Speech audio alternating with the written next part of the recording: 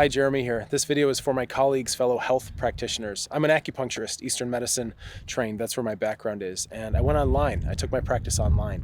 And we've gone so far beyond telehealth now. And some of the things that I've realized and learned over the past decade plus of making this transition, I think are going to be very valuable. So I'm going to share some stories with you today in this video so that if you are considering taking your practice online or you're already doing it, you can start to have a bigger vision and hopefully avoid a lot of the problems that I fell into and just get to an international client base and higher success rates for your patients faster than I did, right? It shouldn't take you 10 years to be able to do it. So you got to understand here, I'm an acupuncturist, right? By training, acupuncture, Chinese medicine, and acupuncture obviously is hard to do on the internet, because you can't reach the people with the needles. So one of the big challenges and big mindset blocks I had to overcome immediately was not just pigeonholing myself to the manual part of my training, right? So chiropractors have this too. You can't adjust somebody over the internet, right? Now, functional medicine, naturopaths, MDs, nutritionists, health coaches, right? People like that, they tend to have an easier time going online because the services are more information based. Meaning like, eat this, try that, here's the labs, right? It's all stuff you can do on a telehealth, right? On a Zoom call or something, and it makes sense.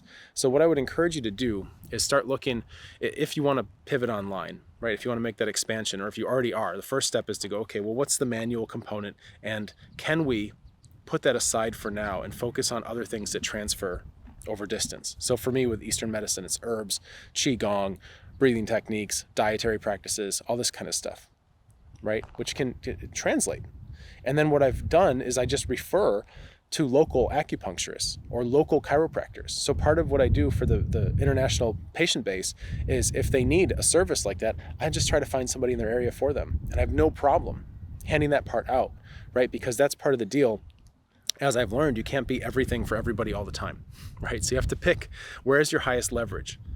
And for me, it was a decision about going to herbs and qigong and these kinds of things, and then of course specializing, right, which is a whole other topic, specializing in on a niche of people that you know you can help very, very well and very reliably with your chosen skill set, your chosen tools, right? Things that tend to work across international lines, right? If you have to physically send somebody something, right, you can do that. But of course, if you can transmit information, if you can teach them new ways to eat, new ways to look at their relationships, new ways to breathe that change the gasotransmitter balance in their body and help push them towards a healthier state, right? All that stuff can happen instantly and online. So you need to be willing. First of all, this is the one mistake I see people do, is they want to clutch onto every single tool. They don't want to refer, right?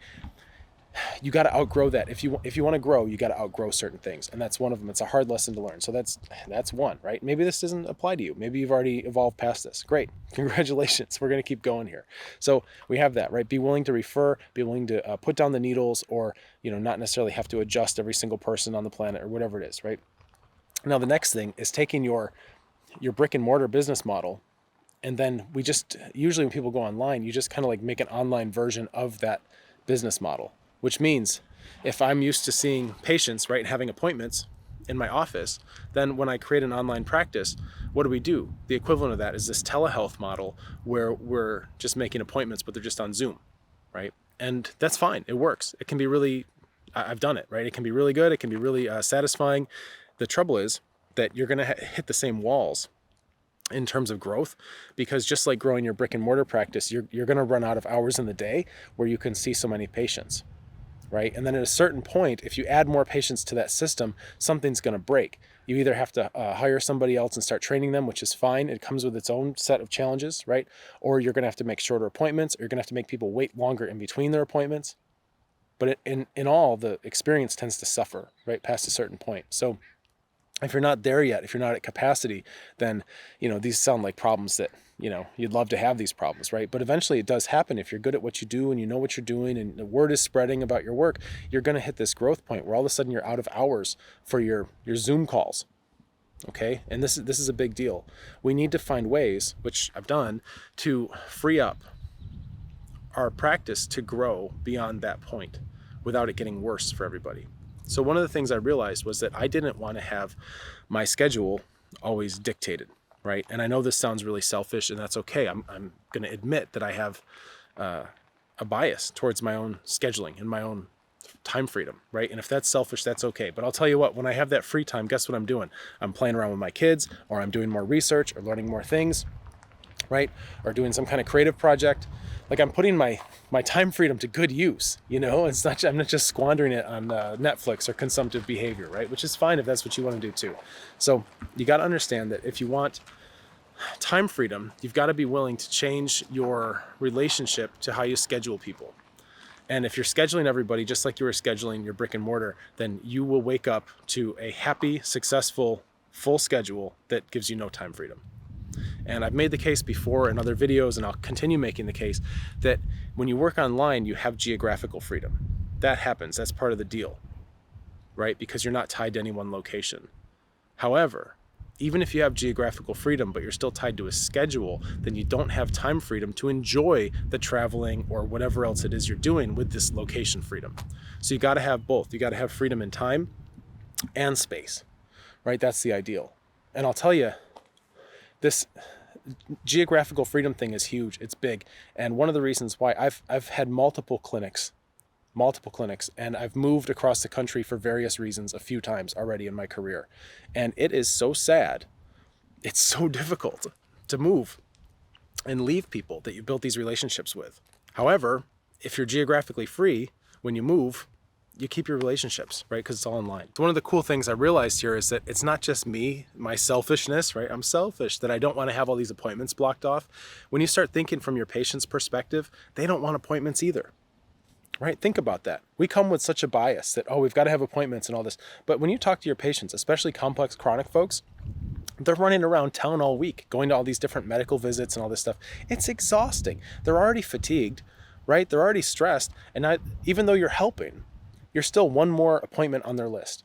So what if we have a business model that doesn't have appointments, right? So yeah, we go online and now they've got appointments with us at Zoom calls or Skype or whatever you're doing. What if you can take that off their plate so that they don't have to have scheduled appointments with you? What if they can get an answer to their question right away by sending you a very simple and straightforward text message, right? Especially within a group context, so that the whole group can get network effects around that. Everybody can be learning from everybody's questions. What if they have that instead of these face-to-face, either in office or Zoom calls? So you can set yourself up for time freedom. This is what I'm getting at here, is you can set yourself up for time freedom, and at the same time you're setting your patients up for time freedom. They can get answers to their questions much more quickly. For example, my people, if somebody in the Netherlands is asking me a question about herbs or their condition or some sleep question or whatever it is, they can get an answer back from me in like 24 to 48 hours usually. And it's a quick, concise, well thought out answer with a lot of density and contextual intelligence, right? But they're not waiting 6 weeks to get on the next call with me or whatever else. You can get rid of these calls entirely. And there's this idea in engineering that the best way to optimize a variable is to eliminate it, right? But you can go too far with that. It can be very Spartan, and you can create like scarcity if you get rid of everything. But if you get rid of the right things and you create other avenues in your practice to solve the same problems and deliver the same value and the same benefits, but in different ways, you can set yourself up for freedom. And the patients love it. They love it because they want to be free too, right? They don't want to be going to appointments all the time. So working in a group setting, and I know it sounds like pitfalls and challenges, right? Oh, how do we protect people's patient confidentiality? How do we have HIPAA, right? All this stuff. There are ways, of course, right? And this comes down to the practitioner's mindset, because always we're going to have these ideas for growth, right? Somebody like me comes out and says, oh, hey, I'm doing it. I've got this model and it goes this way, and here's what I'm doing that's different. And then there's always going to be people who are interested, like, ooh, I want to grow. I want to get into this next level, right? But how do I, and all these objections come up, right?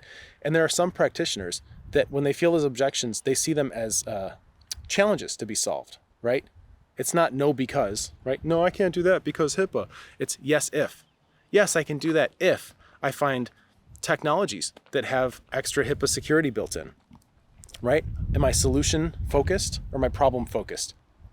What's going on here in my thinking?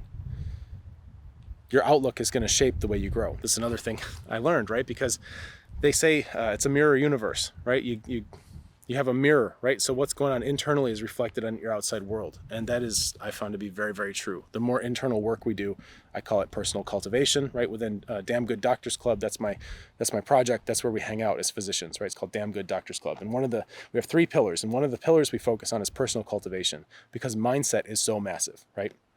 And mindset doesn't have to be this vague idea of Oh, it's limiting beliefs, or you got a scarcity mindset. Like, that's true, but there are very specific ways to shape and hone your mindset. And there are very specific processes you can go through to find the ways that you're thinking that are outdated, that are keeping you stuck. And then you find the beliefs, right, that need to be trimmed down, and you trim them.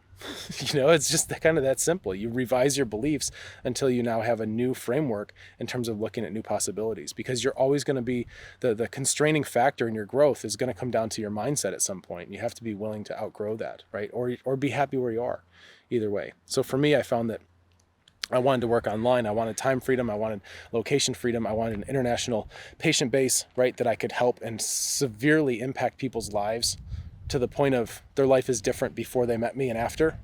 That's my metric, right? I know this is probably going to sound egotistical or like a vanity thing, but I want to know I'm having an impact in the world, right? I want to sleep soundly at night, and I want to wake up inspired for my work, and I want to look back on my career after decades and decades and decades, and I want to feel like I made a big difference, right? And one of the ways I measure that is, do people mark their life different, right, before they met me and after? So if you want to have an impact like that in the world with your work, good, you're in good company, right? But also we need to develop systems around that so you can actually do it, right? So you can actually get all the good stuff in your head about how to help people solve their health problems, and you can actually implement it and put it into action and deliver it, right, in a way that doesn't burn you out, doesn't destroy you in the process. And in fact, one of the other things I've discovered too is that if you're working on the right kinds of things, your work will feed you, not drain you, which has been really interesting for me, because I'm working all the time because I want to, right? And of course I've got balance. I've got kids. I've got a family. I'm a family man, right? I cook my own meals. That takes time, right? We do a lot of things in terms of slow living, bike rides, long walks, sitting on a beach, like doing nothing, right? There's a lot of stuff that we do. Our family culture is designed for slow living. And at the same time, I'm working a lot too, right? But it's work that feeds me, that fuels me, doesn't drain me. And that's a lot of because of what we have is fractal systems, right? So we have personal cultivation, that's one. Then we have clinical clarity. I kind of skipped that one, but that's getting your thinking right on how you actually implement your medical training, right? How you actually take people through basically a treatment algorithm based on everything you've learned, right? So that you're not guessing, right? Because we have, as practitioners, we go to seminar, we grab all these shiny pearls, we get all this stuff, which is great and exciting, and it feeds us, and we feel like we're learning things. And then when the patient comes, we've got to just reach in that toolbox and try to fish around, and it's like trying to find the exact right puzzle piece to fit the hole that they're presenting, right? There are better ways than just kind of reaching in your toolbox and guessing. And guess what? Patients are tired of that too. They've been to a lot of practitioners that just have guessed, and that they need something more. So we have clinical clarity, which is a way to structure your clinical thinking so that you can start to get predictable results. Meaning, if you help one person with one problem, you should be able to help everybody else on the planet with that same problem, right? Maybe in different ways, because people have unique presentations, but we're going to develop a flow chart, right? A way to think that adapts and grows. That's clinical clarity, right? And then the third one, so we have personal cultivation, clinical clarity, fractal systems, right? And that's where we start to implement all this stuff without burning out. And this is where I think this is a very exciting frontier right now, because using technology to implement healthcare and to start to take the burden off of the practitioner, and instead we transmute that into patient empowerment, right? Patient responsibility, where they're now understanding that they own their own health. It's a whole different deal. And when we use fractal systems, which means how you attract new patients, right? Because that's a lot of the practitioners coming in. What's something I can help you with? Where are you getting stuck? Oh, I need new patients. I need more new patients, right? I need to attract new patients. Great. Yeah, we all do. It's true, right? We need to constantly be doing that. So let's get some systems around it. Let's get good at it. Let's not spend all our money on Facebook ads and amplifying a message that we haven't even done the proper market research on, right? Because here's another thing I learned. This really has stuck with me for a long time. Is that I want more patients. I want more patients, right? It's a hungry ghost thing. We want quantity. We just think if we get a big enough number coming in that all of a sudden, things will work out or whatever. When you do that, right? When you start with that kind of thinking, and then you start running ads or making videos or whatever you're doing, it's not the ads, it's not the videos, it's the energy that's being contained in them that's being transmitted and transmuted, right, to the people. So you have to have the right things in the video. You've got to be talking about things that are relevant, right? And you've got to be speaking in a way that your patient base understands. So how do you attract more patients? Is a really interesting paradox, is that first you have to listen, right? First you have to really put your fingers on the pulse of the market and find out what's exactly going on with them. And the better you listen, the more you care, the more you'll learn, and the more resonant your messaging will be. This comes from market research, right? And if you don't have systems, listening systems built in for market research, you're going to be at a severe disadvantage, because you're going to go hit record, or you're going to go sit down to type, right? And you're going to be looking at that blinking cursor, and you're going to be guessing as far as what to say. And you're going to guess until you just run out of gas, or maybe you get lucky. Right? So we can take a lot of the strain, a lot of the guesswork out of that by actually implementing systems. That's what we do. It's fractal systems, right? So market research systems, attraction systems, right? So now you have something to say that's valid and that's important and that meets people where they're at and resonates and inspires them. And now how do we get it out there, right? Without becoming a slave to all these algorithms, without becoming a slave to big tech. We want YouTube, right? Facebook, Instagram, all these platforms. We want them to work for us, not us to work for them. And this is a massive, massive distinction. And with the right strategies and the right systems, you can do this, right? You can create systems where you are not a slave to big tech. Okay? There's a lot of leverage there, but you don't want it to suck your soul in the process. This is something I learned. Okay? I learned the hard way a lot. So we have attraction, and then guess what? When you get all these new patients coming in, you might find that a lot of them aren't good fits for your practice, or they're not good fits for your personality, or the values are misaligned. So we're going to have to look at all these layers, right? Because the end goal is to populate your practice, brick and mortar or online, right? I think my best work here is helping practitioners get more online, because it's more of a frontier, right? I've got a lot of experience here. So either way, you want patients that are high quality, right? You want the people that are the right fits. Don't try to take the whole world on. You don't need to be the king of the internet and helping everybody on the planet. You need to find your pocket of people that are just outstanding fits that you just love working with. That when the patient comes, even with questions, or they have, problems going on or whatever, that it lights you up and it feeds you. And there are ways to do that. There are ways to filter that. And there are ways to educate people on what you do, so that when it comes time to sign up for a program or to work together or whatever it is that you're offering, which offer structure is a whole other thing that we need to go through, right? When they come to that, they already know you. They already know your world. They already know that you know what you're talking about. They know what it's like to work with you because they've seen it. They don't need a lot of hand holding, right? The people that come to you are ready to go.